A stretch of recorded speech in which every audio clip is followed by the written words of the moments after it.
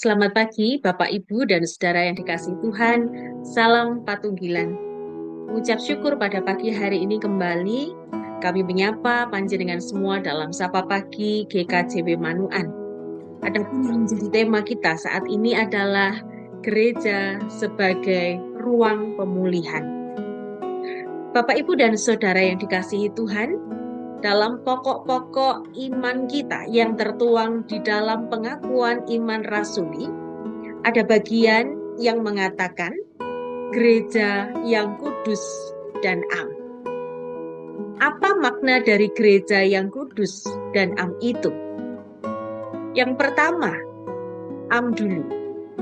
Am artinya umum atau universal, yang menandakan bahwa sesungguhnya gereja itu terbuka bagi siapa saja. Di dalam gereja tidak lagi ada pembedaan dan harus menerima siapa saja tanpa membeda-bedakan. Tidak ada syarat khusus untuk menjadi anggota gereja. Yang penting mau bersekutu bersama-sama, tumbuh bersama-sama, menunjukkan kesetiaan kepada Tuhan bersama-sama. Tidak peduli apa yang menjadi status sosialnya, pekerjaannya, maupun juga sukunya. Kita semua sama. Yang kedua, kudus. Apa maknanya? Apakah gereja berisi orang-orang yang kudus dan suci? Apakah kita yang menjadi anggota atau bagian dari gereja merasa bahwa kita adalah orang-orang yang benar, yang kudus? Tentu saja tidak. Sesungguhnya gereja berisi orang-orang berdosa yang penuh dengan kelemahan dan juga kekurangan. Namun kita semua dipilih Tuhan untuk dikuduskan, disucikan, dan dipulihkan bersama-sama. Jadi, dari sini kita tahu bahwa sesungguhnya gereja beranggotakan pribadi-pribadi yang rapuh, penuh dengan kelemahan, penuh dengan kekhawatiran, penuh dengan luka dari perjalanan kehidupan masing-masing. Kita yang disatukan di dalam gereja adalah orang-orang yang ingin kembali bangkit, menatap kehidupan yang penuh dengan pengharapan. Dan kita dikumpulkan oleh Tuhan untuk berpulih bersama-sama. Mari kita sejenak mengingat firman Tuhan yang terambil dari Injil Matius 11 ayat 28 yang demikian. Marilah kepadaku semua yang letih, lesu, dan berbeban berat.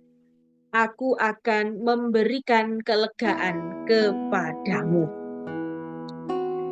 Melalui firman ini, kita semua diingatkan bahwa Tuhan Yesus datang ke dunia menawarkan kelegaan. Dan gereja adalah representasi dari kehadiran Yesus Kristus di dunia.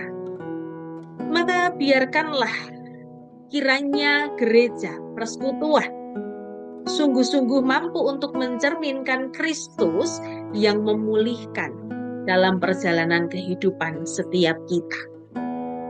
Jadi seharusnya gereja itu mencerminkan kehadiran Kristus yang memulihkan. Lalu bagaimana kita bisa melakukannya? Mencerminkan Kristus yang memulihkan di tengah-tengah persekutuan kita. Roma 15 ayat 1. Mari kita baca bersama-sama. Roma 15 ayat 1. Kita yang kuat wajib menanggung kelemahan yang tidak kuat. Dan jangan kita mencari kesenangan kita sendiri. Itu yang pertama. Kita diingatkan bahwa di dalam gereja kita adalah saudara bagi yang lain. Setiap kelemahan saudara kita, mari bersama-sama kita topang. Kita berikan support, kita bantu, kita terus doakan, kita terus ingatkan, kita terus ajak untuk dekat dengan Tuhan, sebab hanya Tuhanlah sumber segala sesuatu di dalam kehidupan kita. Mari kita wujudkan itu dengan sungguh-sungguh di tengah persekutuan kita. yang kuat menanggung kelemahan yang lain. Yang kedua, biarlah kita boleh menjadi persekutuan yang tidak menambah luka baru, tetapi saling mengobati. Kita ingat Rasul Paulus pernah mengecam jemaat di Korintus ketika mereka makan bersama-sama. Mereka membawa bekal, mereka membawa makanan dari rumah mereka masing-masing, tetapi kemudian mereka memakannya sendiri. Mereka tidak berbagi. Dengan demikian mereka membuat sekat mereka, persekutuan mereka membuat luka yang baru di dalam tubuh gereja. Maka biarkanlah kita tidak demikian.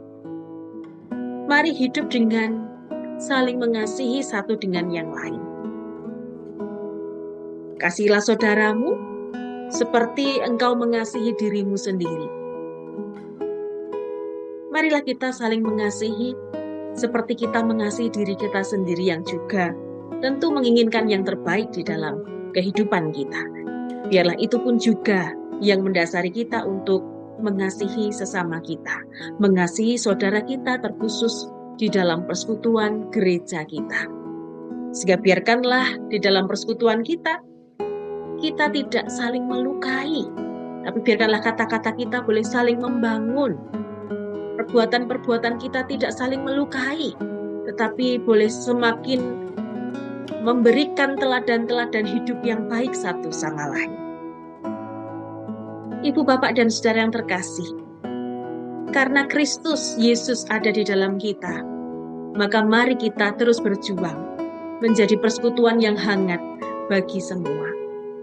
Biarlah gereja kita sungguh menjadi tempat untuk mendapatkan tuntunan hidup, sekaligus menjadi tempat untuk berpulih bersama-sama dari setiap kerapuhan kita.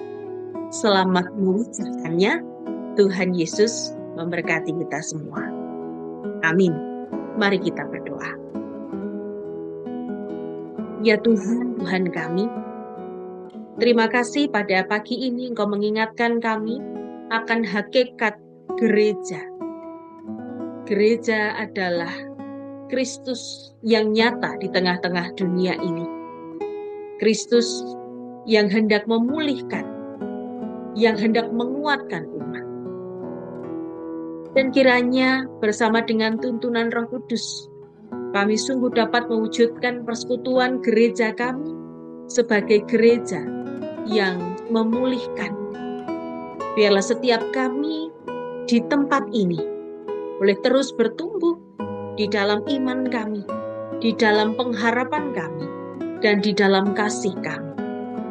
Mampukanlah kami untuk terus membangun persekutuan yang hangat, dan biarlah gereja kami boleh menjadi rumah bersama yang nyaman untuk kami semua.